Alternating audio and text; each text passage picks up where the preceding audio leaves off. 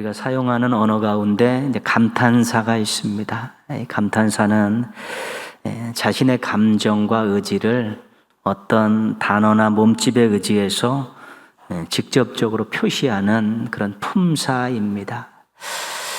긍정적인 것을 우리가 몇 가지 한번 살펴보겠습니다. 우리가 오예, 그렇죠. 즐거움과 만족함을 표시하는 그런 감탄사입니다. 대박이라는 말은 최근에 나온 말인데 놀랍고 대단한 일을 보았을 때 튀어나오는 그런 감탄사입니다. 우와, 감격적인 일 앞에서 외치는 그런 감탄사입니다. 이 한마디 속에 그 사람의 감정이 고스란히 다 담겨 있는 것이지요. 말과 더불어서 나오는 몸짓도 우리가 또 감탄사로 볼 수 있습니다. 잘 아시는 엄지척, 잘했다고 대단하다고 축혀 세워주는 것이죠. 오케이, 그래서 맞다고 됐다고 인정해 주는 것입니다. 입을 쫙 벌리고 있는데 뜻하지 않은 놀라운 일에 대해서 반응하는 것입니다. 말로 하진 않지만 저 하나의 몸짓이 감탄사의 역할을 이제 감당하는 것입니다. 살면서 이런 감탄사와 몸짓을 할 일이 많으면 얼마나 좋겠습니까? 그런데 감탄사와 몸짓을 할 일이 없으면 얼마나 삭막하겠습니까? 가끔씩이라도 감탄사와 몸짓을 할 수 있으면 우리가 위로를 얻을 수 있고 또 소망을 갖고 용기를 낼 수 있는 것입니다. 우리가 기독교 신앙을 감탄사가 있는 신앙이다 이렇게 정의할 수 있습니다. 왜 그런가 하면 우리가 믿고 섬기는 하나님은 전지전능하신 창조주이시기 때문에 그렇습니다. 놀라운 일들을 하지 못할 일이 없으신 분이기 때문에 그렇습니다. 우리를 위해서 십자가에 달려 돌아가신 예수님은 우리를 위해서라면 어떤 일이라도 할 수 있는 분이시기 때문입니다. 성령님께서는 우리의 연약함을 도우시기 때문에 우리의 삶에 새로운 활력을 주고 새로운 변화를 일으키실 수 있는 분이기 때문에 그렇습니다. 그리고 우리가 가지고 있고 우리가 믿고 있는 복음은 하나님의 능력입니다. 사람들의 마음을 바꾸고 운명을 바꾸고 인생을 바꿀 수 있는 능력입니다. 우리가 가지고 있는 믿음은 모든 것들을 변화시킬 수 있을 만한 아주 엄청난 것입니다. 또 우리가 올려드리는 기도는 하나님에 의해서 응답이 되기 때문에 그래서 우리의 복음과 믿음과 기도는 우리 삶의 주변에서 엄청난 놀라운 변화를 일으킬 수 있는 것이기 때문에 그것이 기독교 신앙이 감탄사가 있는 신앙이라고 이야기할 수 있는 것입니다. 삼위일체 하나님께서 우리를 위해서 어떤 일을 하실 수 있는 마음을 갖고 계시고 그런 사랑을 갖고 계시고 능력을 갖고 계시고 우리는 우리에게 주신 복음과 믿음과 기도의 특권을 가지고 우리 하나님을 잘 섬길 때 우리가 삶 가운데에서 감탄사를 툭툭툭 던질 일이 많이 생겨나고 우리가 이런 교한 몸짓들을 가지고 또 하나님 베푸신 능력과 은혜에 대해서 반응할 수 있게 되는 것입니다. 홍정근 목사님이 쓴 책에 예수께 딱 붙어 살자라는 이런 마가복음 주에서가 있습니다. 거기서 그분이 이런 이야기를 합니다. 감탄사를 잃은 신앙은 측은합니다. 감탄사를 잃은 신앙은 안쓰럽습니다. 왜냐하면 우리 삼위일체 하나님께서 능력으로 사랑으로 다 무장하고 계시고 우리에게 복음과 믿음과 기도를 다 주셨는데 감탄사를 하지 못하는 그 신앙인을 보면 측은하고 안쓰럽다는 것입니다. 모든 것들이 다 구비되어져 있는데 자신의 믿음 관리를 잘하지 못해서 자신의 삶을 잘 꾸려나가지 못하고 주님께 집중하지 못해서 이런 어떤 귀한 것들을 경험하지 못해서 감탄사를 하지 못하면 신앙인들은 측은해 보이고 안쓰럽다는 것이죠. 왜냐하면 무기력합니다. 또 무능력한 모습이기 때문에 안쓰럽고 측은할 수밖에 없는 것입니다. 여러분의 삶에 얼마나 감탄사가 있습니까? 여러분의 신앙에 얼마나 감탄사가 있습니까? 실은 우리가 예전에 우리 주님 만나서 신앙생활할 때 얼마나 많은 감탄사를 했는지 모릅니다. 우리의 구원으로부터 시작해서 우리가 하나님 베푸신 놀라운 일 때문에 감탄사를 하면서 살아왔었는데, 우리가 세상에 또 여러 가지 일들에 하나씩 빼앗기고 묻혀가면서 이제는 감탄사 한 번 하지 못하는 또 힘든 삶을 살고 있지는 않은가 모르겠습니다. 코로나19라는 상황이 더욱더 우리에게 감탄사를 뺏어가 버렸기 때문에 이제 우리의 삶에, 우리의 신앙에 감탄사가 얼마나 남아있는가 보고 다시 한번 이 감탄사를 회복시키려는 그런 노력들을 경주해야 되는 것입니다. 예수님께서도 이 감탄을 하신 분입니다. 우리가 예수님이 이제 너무 이렇게 신적인 영향력을 갖고 계신 분이기 때문에 좀 묵직하게 생각하는데, 우리 예수님은 참 기쁨을 표현하신 분이고 또 유머도 있으신 분이고 또 어떤 일에 대해서는 감탄도 하시는 그런 분이셨습니다. 마태복음 8장에 하인의 중풍병자를 고쳐달라, 중풍병을 고쳐달라는 백부장이 소개가 되어 있습니다. 그 백부장이 와서 내 하인이 병에 걸렸는데 고쳐주십시오. 예수님께서 가자, 앞장서라, 그렇게 허락을 하셨습니다. 그랬더니 백부장이 다만 말씀으로만 하옵소서, 내 하인이 낫게 싸움나이다. 예수님께서 이 말씀을 들으시고 이스라엘 중 아무에게도 이만한 믿음을 보지 못하였노라. 그냥 우리가 글씨로는 그렇게 읽지만 예수님께서 대박이다, 이런 믿음 처음 봤다, 그렇게 그 백부장의 믿음에 대해서 감탄을 하시는 것입니다. 좀 간단한 우리가 그냥 글로 읽는 물기가 아니라 예수님 이런 믿음 처음 봤다, 이스라엘 돌아다니면서 이런 믿음 처음 봤다, 대박이다 진짜, 그렇게 반응을 하신 것입니다. 마태복음 9장에 보면 12년 동안 혈유증을 여인이 나옵니다. 예수님 가시는데 이 여인이 몰래 예수님 뒤에 와서 그 옷을 이렇게 만졌습니다. 그때 성경은 이 여인이 이 옷을 만지는 마음을 이렇게 표현하고 있습니다. 그 겉옷만 만져도 구원을 받겠다. 이 겉옷만 만져도 구원을 받겠다는 마음을 가지고 예수님의 겉옷에 손을 댄 것입니다. 예수님께서 그 여자를 보시면서 이렇게 말씀하셨습니다. 딸아, 안심하라. 내 믿음이 너를 구원하였다. 그래. 오케이. 이런 믿음도 있구나. 진짜 앞에 예수님 앞에 나타나지도 않고 뒤에 와서 슬그머니 그 겉옷 한 번만 만져도 낫겠다는 이런 믿음도 있구나. 그래. 인정한다 내가. 정말. 예수님이 이렇게 그 믿음에 대해서 감탄을 하신 것입니다. 마태복음 15장에 가나안 여인이 나옵니다. 이방 여인입니다. 소리를 지르면서 뛰어옵니다. 다윗의 자손이여 나를 불쌍히 여기시옵소서, 내 딸이 흉악한 귀신이 들렸습니다.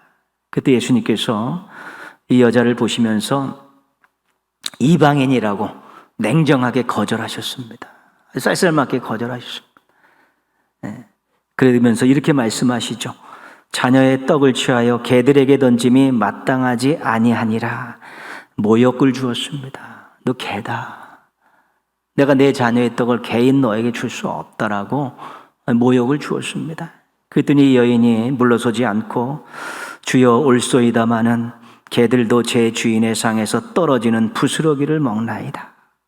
계속해서 매달렸습니다. 예수님께서 이렇게 말씀하셨습니다. 여자여 내 믿음이 크도다. 내 소원대로 되리라. 예수님 놀라신 것입니다. 거절하고 막 개 취급하고 막 그러는데도 그냥 예수님께 매달려가지고 딸 고쳐달라고 하니까 입이 쫙 벌어지고 우와, 이 믿음 대단하다. 감탄을 하신 것입니다. 예수님께서 믿음을 보시고 감탄하셨다는 것은 우리에게 굉장히 중요한 일입니다. 왜냐하면 우리도 믿음을 가지고 예수님을 감탄시킬 수 있다는 것입니다. 히브리서 11장 6절에서는 이렇게 말씀합니다. 믿음이 없이는 하나님을 기쁘시게 할 수 없나니. 그러니까 믿음으로 하나님을 기쁘시게 할 수 있는 것이지요. 그 믿음이 그렇게 중요한 것입니다. 우리가 정말 진실한 믿음을 가지고 알찬 건강한 믿음을 가지고 있으면 하나님을 기쁘시게 할 수 있고 예수님을 감탄하게 할 수 있다는 것입니다. 그 믿음이 그렇게 중요한 것입니다. 우리가 앞에서 믿음으로 예수님을 감탄시켰던 3명의 사람을 보았습니다. 이분들의 그 믿음의 특징이 무엇일까? 한번 쭉 말씀을 쭉 보시면 우리가 렌즈로 말하면 초점이 아주 딱 잡혀 있다는 것입니다. 누구에게요? 예수님에게. 딱 선명하게 잡혀 있다는 것이죠. 다른 것으로 잡히지 않고 그 중간에 이물질이 끼지 않고 오직 예수님께 선명하게 그 초점이 잡혀 있는 그들의 모습을 이제 보게 되는 것이죠. 오직 예수님 아니면 안 됩니다라는 그런 것입니다. 예수님의 제자들 가운데 예수님께 집중하지 못하고 옆에 있는 자리에 집중해서 책망받은 제자들이 있습니다. 예수님께 집중하지 못하고 돈에 집중해서 또 예수님을 배반한 제자도 있는 것입니다. 때로는 의심이, 때로는 두려움이 예수님께 집중하지 못하고 엉뚱한 생각을 하고 분산시키는 가운데 그 믿음이 온전한 믿음, 온전하지 못하고 부족한 믿음으로 되어질 수 있다는 것입니다. 말씀으로만 하옵소서. 가시지 않아도 됩니다. 예수님의 능력이라면 말씀으로도 가능합니다. 겉옷만 만져도 예수님께서 손을 얹지 않으셔도 내가 겉옷만 만져도 개 취급해도 좋사오니 도와주시옵소서. 이것이 그들이 예수님께 선명하게 초점을 맞춘 믿음의 특징이었습니다. 아마 그들의 마음은 이런 마음이었을 것입니다. 예수님의 도움이 필요한 걸 어떡합니까? 예수님밖에 없는데 어떡합니까? 이것이 그들의 믿음, 예수님을 감탄시킨 믿음인 것입니다. 예수님도 하실 수 있고 다른 것도 하실 수 있다라고 마음이 분산되어 있으면 절대로 예수님을 감탄시킬 수 없습니다. 다른 것 여러 가지 방법들 구하는 가운데 그런 방법들과 같이 섞어서 예수님께 구하는 그 믿음은 온전한 믿음이 아니기 때문에 감탄을 할 수 없게 하는 믿음입니다. 이러한 믿음을 가진 사람들이 예수님을 감탄시켰고 예수님께서 그 소원을 들어주셨습니다. 그게 얼마나 기쁘겠습니까? 그들이 뭐라 그러겠습니까? 그들이 음성으로, 손짓으로, 표정으로 그 예수님 베푸신 그 은혜에 대해서 감탄하지 않았겠습니까? 하인이 병을 고치고 12년 동안 그렇게 노력해도 안 되는 그 병을 고침받고 귀신 들린 그 딸이 치유를 받은 그 사람들이 예수님이 주신 그 은혜 때문에 선물을 받고 얼마나 감탄하겠습니까? 그래서 예수님께서는 정말로 인생을 감탄시킬 수 있는 인생으로 만드는 아주 중요한 우리 하나님의 아들임을 우리가 믿고 구세주임을 믿고 살아야 되는 것입니다. 결국 그들도 또한 예수님이 좋은 걸 어떡합니까? 라면서 새로운 인생을 출발하게 된 것입니다. 믿음으로 주님을 감동시키고 믿음의 기도로 감탄사를 쏟아내는 그런 은혜를 많이 받으시는 우리 행복한 성도들 되기를 바랍니다. 예수님은 그 백성들의 그 믿음을 보시고 감탄하셨고 그 감탄사를 하시면서 그들에게 엄청난 선물을 안겨주셨습니다. 그런데 제자들에게는 조금 달랐습니다. 마태복음 8장에 보면 배를 타고 가는데 예수님 주무셨습니다. 그때 막 풍랑이니까 제자들이 막 두려움과 걱정에 쌓여서 주여 구원하소서 우리가 죽겠나이다라고 예수님을 막 깨웠습니다. 그때 예수님께서 어찌하여 무서워하느냐 믿음이 적은 자들아 책망하셨습니다. 마태복음 14장에는 이제 제자들이 먼저 배를 타고 가는데 예수님께서 무리를 걸어오셨습니다. 그때 베드로가 주님이시면 나를 명하여 무리를 걷게 하소서. 예수님께서 오라. 베드로가 무리를 얼마 걸어갔습니다. 걸어가다가 막 물결이 치는 것에 시선을 빼앗기고 나서 빠져버렸죠. 예수님께서 손잡아서 끌어올리시면서 믿음이 작은 자여 왜 의심하였느냐 이렇게 꾸짖으셨습니다. 일반 백성들은 한 번 본 사람들입니다. 한 번 본 사람들에게는 예수님께서 그 믿음을 칭찬하시면서 엄청난 선물을 안기셨는데 제자들에게는 굉장히 인색했습니다. 제자들이 자신의 생업을 다 버리고 예수님을 따라 나섰던 사람들입니다. 그들이 믿음이 없다 할 수가 없습니다. 어렵고 힘든 그 예수님을 따라다니는 길들을 계속 따라다녔던 사람인데도 제자들에게만은 유독 너 믿음이 작다, 너 믿음이 부족하다라고 계속 꾸짖으신 것이죠. 사실이라서 그랬겠습니까? 미워서 그랬겠습니까? 그들을 제대로 훈련시켜서 아주 정금같이 만들기 위해서 그런 것입니다. 그들이 남들이 볼 때는 믿음 없는 자 같고 실패자처럼 예수님께서 대하셨지만 예수님의 속내는 그들이 한 번 더 업데이트된 그런 신앙의 모습을 갖기를 원하셨기 때문에 그들에게 굉장히 엄격하셨습니다. 오늘 말씀은 그렇게 훈련받은 두 명의 제자 베드로와 요한의 이야기입니다. 앞으로 좀 가시면 성전 미문에서 구걸하던 나면서부터 한 번도 걸어보지 못했던 이 지체 장애인에 대한 그런 이야기가 나옵니다. 그가 무언가를 얻으려고 그냥 구걸하는 마음으로 한 푼 줍쇼 하는 마음으로 베드로와 요한을 쳐다보고 있을 때 그때 이렇게 이야기합니다. 은과 금은 내게 없거니와 내게 있는 이것을 내게 주노니 나사렛 예수 그리스도의 이름으로 일어나 걸으라. 이 사람이 일어났습니다. 걸었습니다. 뛰어다닙니다. 감탄사를 쏟아내고 찬양을 불렀습니다. 와, 자신의 인생이 이젠 이렇게 새로운 국면을 맞이하게 된 것이죠. 나면서 한 번도 걸어보지 못했는데 걷고 뛰어도 이상이 없고 이제 구걸하며 살았던 인생인데 이제는 본인이 땀 흘려 수고하면서 자신이 자신의 생업을 책임지는 인생이 됐기 때문에 대박났다라고 감탄사를 외치면서 또 찬양을 부른 것이죠. 예수 그리스도의 이름이 이 사람에게 감탄하는 인생을 선물로 주신 것입니다. 우리도 예수님 만나서 우리가 하나님의 자녀가 되고 하나님 나라의 백성이 되고 새로운 인생, 새로운 피조물로 거듭났는데 이때 우리가 예수 그리스도의 이름을 의지해서 그 이름을 믿음으로 감탄하는 인생이 된 것입니다. 우리도 예전에는 이 구원의 감격 때문에 감탄하는 인생을 살았었고요. 예수 그리스도의 이름으로 기도하면서 감탄하는 그런 하루하루의 삶을 살았던 것입니다. 여전히 그것은 계속 이어지는 거고 여전히 우리도 지금 계속 기도할 수 있기 때문에 우리의 감탄은 끊어지지 않는 것입니다. 주님 나라 갈 때까지, 주님 나라 부르실 때까지, 임할 때까지 우리가 감탄하는 인생을 멈출 수가 없는 것입니다.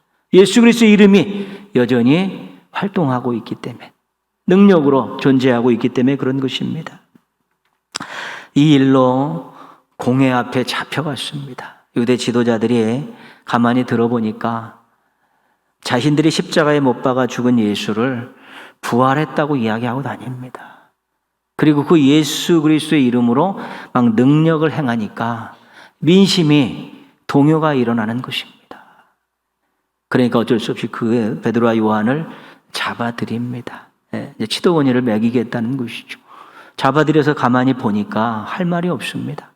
이 제자들은 예수님을 3년 동안 따라다녔던 사람들입니다. 유대 지도자들도 계속 3년 동안 감시했기 때문에 누가 누군지 아는 것이죠. 어느 정도. 그리고 예수 그리스도의 이름으로 나면서 한 번도 걸어보지 못한 사람을 일으켰는데 그 사람이 그 옆에 서 있는 것입니다. 이게 거짓이 아니고 사실이구나 할 말이 없는 것입니다. 그렇지만 그냥 놔둘 수가 없습니다. 그냥 놔둔다는 것은 자신들이 그 예수를 십자가에 못 박은 살인자라고, 하나님의 아들이고 메시아를 십자가에 못 박았다는 꼴이 되니까 어쩔 수 없이 회의를 하다가 한 가지 제안을 받아들이게 됩니다. 그 제안이 17절에 나와 있죠. 오늘 말씀. 이것이 민간에 더 퍼지지 못하게 그들을 위협하여 이후에는 이 이름으로 아무에게도 말하지 말게 하자. 협박해서 예수 이름을 말하지 못하게 하자고 결의를 한 것입니다. 권력으로 밀어붙이고 힘으로 눌려버리려고 한 것입니다. 늘 불의한 일을 행하는 사람들, 자신의 이득을 위해서 힘과 권력을 이용해서 눌러버리는 일들은 세상에 비일비재하게 일어나는 일들입니다. 역시 유대 지도자들이 모인 공의회도 결국은 진리를 거스려서 사람들의 입막음을 하려고 위협하고 협박하는 일들을 하고 있는 것입니다. 그래서 제자들을 불러서 이렇게 이야기합니다. 18절입니다. 그들을 불러 경고하여 도무지 예수의 이름으로 말하지도 말고 가르치지도 말라. 두 제자를 불러놓고 예수의 이름으로 입도 뻥끗하지 말라고 협박하고 경고하는 것이죠. 그렇다면 그냥 놔두지 않겠다는 것입니다. 그들은 당대 최고의 유대의 권력자들입니다. 자신들이 말한 것을 얼마든지 실행할 수 있는 그런 악함을 가지고 있고 능력을 가지고 있는 사람들이기 때문에 이 위협과 협박은 그냥 하는 것이 아닙니다. 잘못하다가는 그대로 당하고 마는 그런 엄청난 위협이고 협박인 것입니다. 그런데 이 협박을 받고 경고를 들은 이 두 제자가 이렇게 이야기하죠. 19절에서 20절입니다. 같이 한번 읽겠습니다. 베드로와 요한이 대답하여 이르되 하나님 앞에서 너희의 말 듣는 것이 하나님의 말씀을 듣는 것보다 옳은가 판단하라. 우리는 보고 들은 것을 말하지 아니할 수 없다. 베드로와 요한이 두려움이 없습니다. 그들의 협박, 경고 따위에 마음이 흔들리지 않았고 감정이 요동치지 않았습니다. 우리가 보고 들은 것을 말하지 아니할 수 없다. 뭘 보았습니까? 3년 동안 따라다니면서 예수님의 모든 것들을 다 보았습니다. 그리고 부활하신 예수님도 보았습니다. 그리고 승천하시는 예수님도 보았습니다. 예수님과 관계되어서 자신들이 3년여간 동안에 다 본 것이 있는데 하나도 거짓된 것이 없는 것입니다. 무엇을 들었습니까? 예수님으로부터 직접 말씀을 들었습니다. 예수 이름으로 복음을 전하는 그 현장에서 일어났던 많은 사건들을 들었습니다. 예수님으로부터 마지막에 지상 명령도 들었습니다. 이 들은 것은 예수의 이름으로 복음을 전하라는 것이죠. 누구에게나 어디에 가서든지. 이 보고 들은 것이 진짜인데 우리가 어떻게 입을 다물 수 있겠냐는 것입니다. 우리가 보고 들었을 때 우리의 주인이시고 구세주인 예수님이 좋은데, 그분을 전하는 것이 좋은데, 그분이 너무 좋은데 어떻게 입을 다물 수 있겠냐는 것이 이 두 제자의 아주 강력한 반응이었습니다. 보고 들은 것이 맞는데, 보고 들은 그 예수님이 좋은데, 옥에 갇혀도 매를 맞아도 죽어도 옳은데 어떡하냐는 것이죠. 좋은데 어떡하냐는 것이 절대로 입을 다물 수 없다는 것이 그들의 반응이었습니다. 우리가 대강절 첫 주에 세례 요한을 살폈습니다. 신랑 친구의 기쁨, 신랑이신 예수님이 기뻐하시는 그것만 가지고도 기뻐하겠다는 것이지. 그 예수님이 좋은 걸 어떡하냐는 것이 세례 요한이었고요. 대강절 둘째 때는 사람 대접받고 자기들의 소유로 예수님과 제자들을 섬긴 여인들을 살펴보았습니다. 사람 대접해준 예수님이 좋은데 어떡합니까? 라는 마음을 가지고 그렇게 섬겼던 것이죠. 다분히 자신에게 어떤 유익이 있는 것에서 나오는 그러한 고백들이고 감정이었는데 그것도 대단한 것입니다. 주님께 많은 은혜와 사랑을 받고도 거기에 올바르게 반응하지 못하는 그런 일들도 얼마나 많은지 모릅니다. 받았던 은혜 다 잊어버리고 감사도 못하고 그냥 자기중심적으로 힘들게 살아가는 인생들도 많이 있는데 예수님이 좋은 걸 어떡합니까? 라고 예수님이 잘 됐으면 좋겠습니다. 자기 소유로 예수님을 막 섬기는 그런 것도 대단한 것인데 예수님께서 제자들을 여기까지 이끌어 오신 것은 뭐냐면 이제는 의지가 담긴 감탄사를 원하시는 것입니다. 좋은데 어떡합니까?